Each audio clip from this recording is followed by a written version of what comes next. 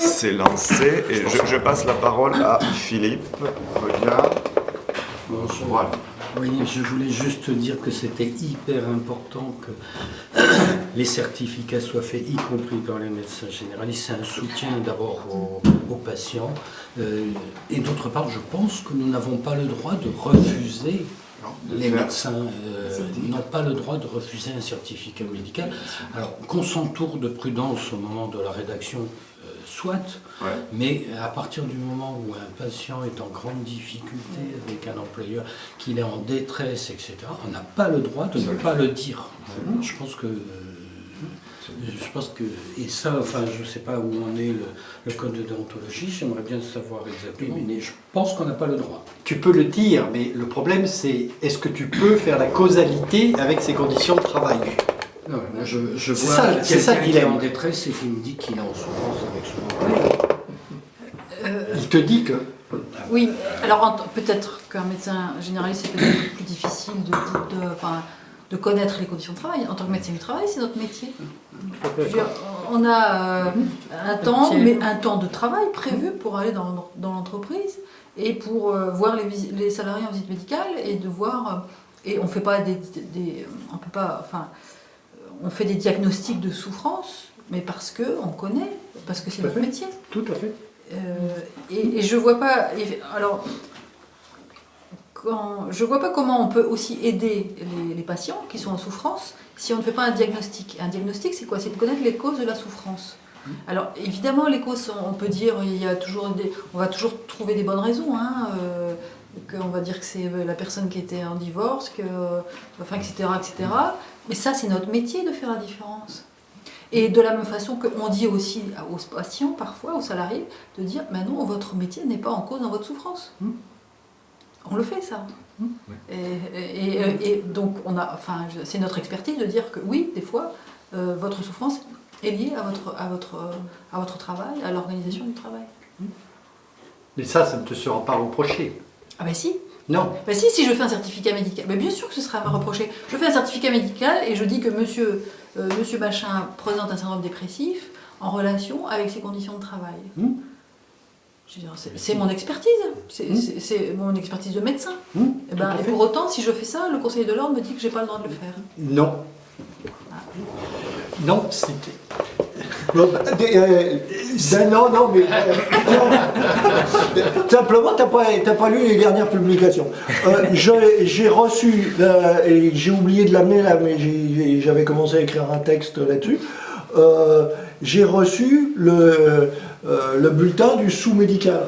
Vous venez tous le recevoir. Eh ben, lisez-le. Lisez-le. C'est totalement affreux. Ils reprennent dans le sous-médical, alors qu'il n'est pas l'émanation du Conseil de l'ordre, mais ils reprennent intégralement la position du Conseil de l'ordre. Ils vont même plus loin. Ils vont même jusqu'à dire que vous n'avez pas le droit d'écrire sur un certificat médical les dires du patient. C'est interdit. Même entre guillemets, même disons que ça vient du patient, c'est interdit. Mais par qui? Par le Conseil de l'ordre. Et le sous-médical suit, avec ses avocats, suit la position du Conseil de l'ordre. C'est eux qui m'assistent pour ma défense. Michel.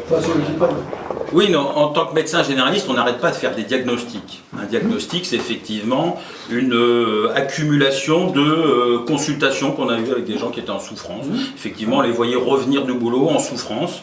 On ne peut que l'attester. Et effectivement, à partir du moment où c'est en plus souvent thérapeutique que d'arrêter quelqu'un dans ces conditions-là, je pense qu'il est inconcevable qu'on ne puisse pas effectivement marquer que notre diagnostic, c'est que cette personne souffre, elle a une pathologie X ou Y, et que cette pathologie, on a constaté qu'elle était en rapport avec des moments de travail.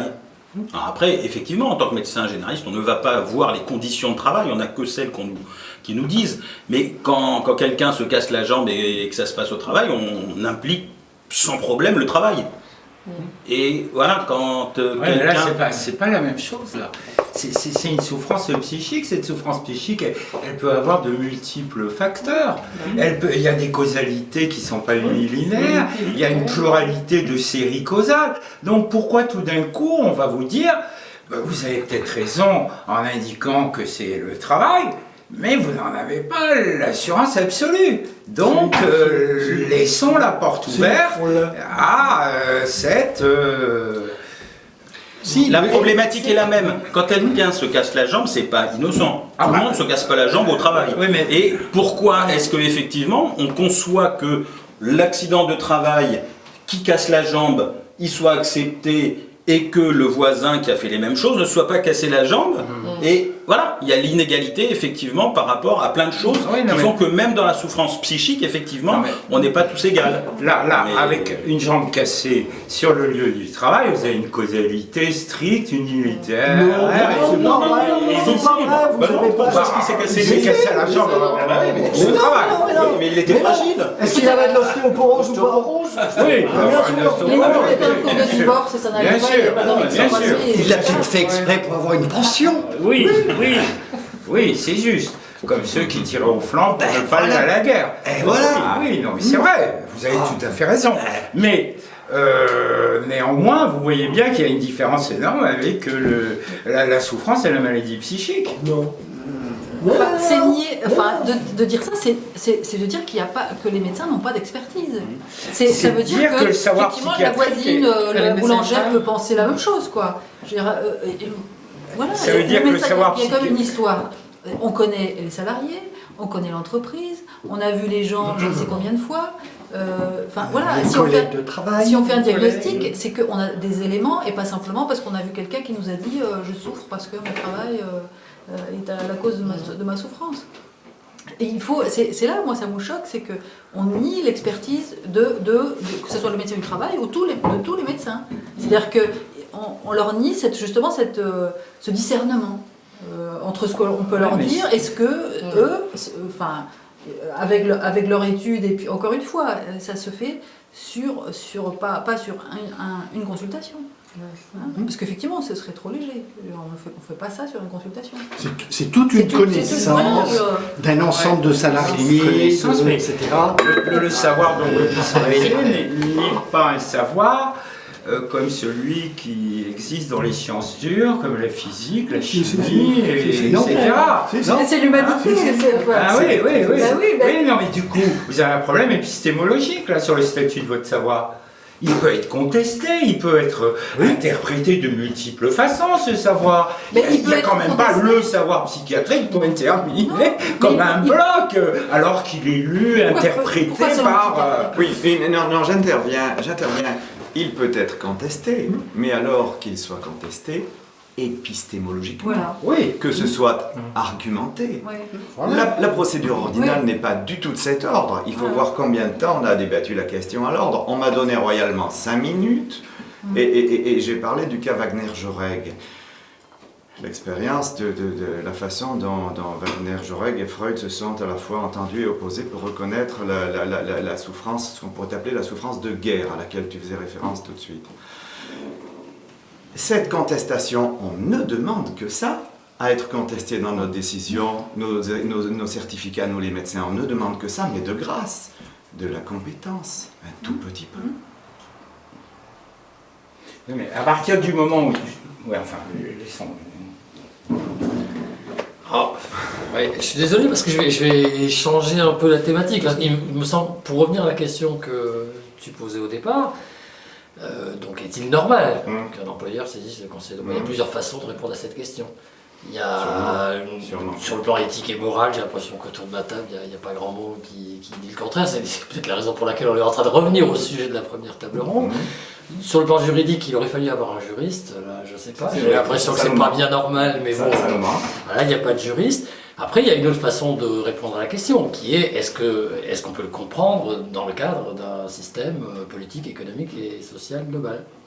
Et donc là, dans ce cas-là, c'est une normalité qui est liée à la norme de fonctionnement d'un système, quoi, pas au caractère éthique et moral. Et là, bon, je crois que c'est pas difficile de convaincre tout le monde, de dire que dans le système, la façon dont le système, c'est l'un des rares sujets de compétence pour lesquels je suis ici ce soir, c'est que dans le système économique contemporain, et dans la manière dont les entreprises fonctionnent, dans la manière dont le management, qu'on appelle le néo-management, dans une certaine littérature se met en œuvre, l'un des principaux dégâts collatéraux, c'est pas le fait de se casser une jambe. Se casser une jambe, en gros, il n'y a pas plus de probabilité de se casser une jambe aujourd'hui qu'il y a 50 ans sur le lieu de travail. Par contre, le fait d'être en dépression, d'avoir des troubles psychiques, etc., je pense qu'il y a des gens qui voient très bien ce que c'est. Là, par contre, ça devient un risque systémique. Et donc, il me semble qu'à la question « est-il normal que ?», je pense que dans le sens que je viens de donner à l'interprétation de cette question, on a bien là un symptôme, on dirait, une manifestation, en fait, d'un élément central du fonctionnement du système économique d'aujourd'hui. Et donc, il est quelque part, entre guillemets, normal, évidemment pas du point de vue moral, que les représentants des entreprises et du patronat fassent tout pour éviter que ces dégâts collatéraux leur reviennent sous une forme de feedback négatif qui quelque part les contraindrait à modifier radicalement le mode de fonctionnement de leurs entreprises et du système économique dans son ensemble. Voilà, ça, je pense que c'est aussi une des réponses possibles à cette question. Donc à te suivre, les positions ordinales sont au service de l'autorité patronale. Ça pose question politique. Enfin, je peux pas, j'ai pas les éléments objectifs pour l'attester. Je dis pas sont au service. Ce que je peux dire par contre, c'est que les institutions patronales et les employeurs feront tout ce qui est en leur possible et font tout ce qui est dans leurs moyens pour tenter de le faire. Ça, par contre, ça me semble être quelque chose d'objectif. Maintenant, dire que le Conseil de l'ordre est à leur service, peut-être, mais j'ai pas la preuve, j'ai pas les éléments pour le dire. En tout cas, ils ont appris que le Conseil de l'ordre était dans les faits de leur côté, contre les salariés. Et en même temps, on apprend aussi que le pouvoir